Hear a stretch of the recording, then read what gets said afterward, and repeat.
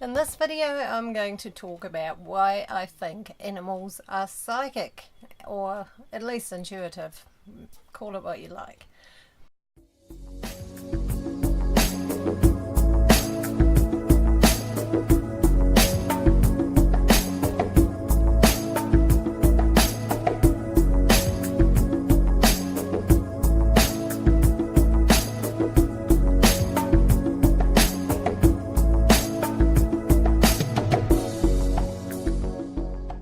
Okay, here are the reasons why I think that animals are psychic. Feel welcome to comment below my video as to what experiences you've had, what your pets may have done, what you've read, what you've heard of as to how animals display that. One of the most powerful ones that I've come across or read about, which I wasn't actually there, was when they had a tsunami in Sri Lanka, and apparently most of the animals got away. They took off before it arrived. They went inland and they ran away from it. You know, all the animals who were still fairly wild and in tune with what they were all about, most of them escaped. So they felt it, they knew something was coming, and it helped them to survive. So yeah, they do have their senses still a lot more open than we do. It's like when animals know whether a person's a good person or not. Yeah, I noticed that with my cat. Some people she loves, some people not so much. I mean, she gets a bit scared of people anyway because she gets crowded out during the weekends when I'm at fairs and festivals and things. So yeah, she can be a bit edgy, but in general she's got a pretty good sense of who she feels she can trust and things like that. And I know that is true with a dog I used to have. She always knew whether she liked people or not, and often she picked up on anything that wasn't quite right before I did. I'd see her reaction and she didn't really want to come and be in the same space as this person or something like that, and I'd wonder what was wrong with her, and then something would eventuate and that person turned out not to be very good. So yeah, they do have a very good sense of who to trust and who not to trust, especially if they haven't been mistreated too much. I mean, a mistreated animal, their senses might be a little bit off because they're quite frightened of lots of things. They also know when somebody is sick. I noticed that with my little kitty catty, but also with lots of animals in the past. If I'm sore or sick or something like that, Seraphina will always lie on me and purr madly. And I mean, purring is so soothing if you're not feeling very well and you've got that rhythmic purring all over you. It's beautiful, but it's apparently also healing to have that sound vibrating through your being, you know. So they are healers. And I've also noticed with her, even though she's not that keen on people, if somebody is sick, she will kind of want to be with them and spend time with them and things like that. I remember a few years ago a friend of mine had terrible sunburn, and she kind of carefully tiptoed around this person and looked at the leg and careful not to walk on it, and then quietly sat down beside him, you know, very calmly, very gently.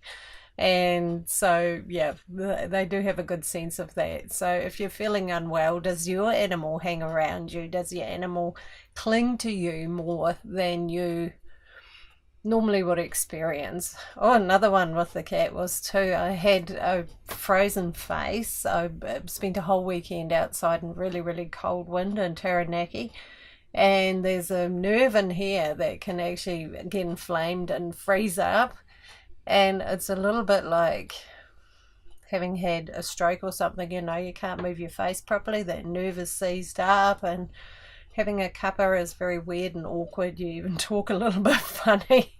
It was a very strange thing, but I seem to have constantly had this cat glued to my chin the whole time I had that, which was very nice but a little bit annoying when I was trying to do things because it didn't hurt, you know, but she knew there was something not quite right and she felt very strongly she had to protect me while that was going on. Actually, the solution to that one was vitamin B12, which is very good for the sheath around our nerves so that they move better. So if you ever have anything like that, try vitamin B12. Um, how they find their way home. I mean, we've all heard stories of animals that have traveled for days, for miles to get back to their owners or to get back to their home. And it's really quite incredible how far they can find their way and how long a distance they'll travel to get to where they really want to. You know, sometimes that animal's been lost for quite a long time and then it will turn up, and yeah, it would have run for a very, very long time and it finds it where it wants to go, which is pretty amazing in my opinion. So they obviously can kind of geolocate themselves somehow to the planet and also sense where like their owner is and things like that. So that's quite a special thing, and I believe they see things we don't see.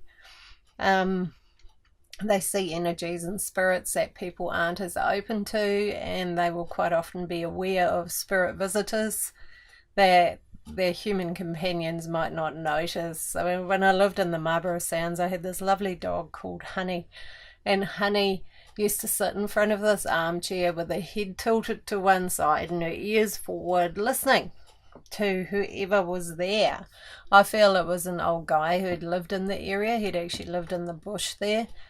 But yeah, the dog just really liked him. So I didn't worry about it. I didn't feel it was anything bad, because if there was a bad energy there, the dog wouldn't have sat there and been happy about it. So yeah, that was quite a strong indicator. But I've also seen animals do it at other times. You know, they can see energies and spirits and things like that, and also they have energies and spirits. After I lost my wee cat Onyx, which was my first cat when I was traveling, she was gorgeous, a black putty cat, and she disappeared, and I didn't know what had happened to her at first, and I was still waiting. But yeah, no, she was still hanging around in spirit. That's kind of how I knew deep inside that something had happened to her, because I would feel her walking on my duvet at night and the cat door would rattle and things like that. And it was really, yeah, kind of crazy. And then, yes, when I found out that she had passed away and, yeah, wasn't with us any longer, yeah, that all made perfect sense. But she definitely still made her presence known after she passed. So animal spirits can visit us just like people spirits can. So, yeah, no, she was trying to let me know, I think, that, you know, to stop searching for her, maybe, because I was running around all over the place just searching that entire neighbourhood for this little cat. And another sense they have is, like, quite often before earthquakes, animals will get quite restless and behave quite oddly. So they, yeah, they certainly pick up that something's about to happen. All of a sudden they'll have quite random and odd behaviour. Horses might run around, dogs might just be restless, cats too.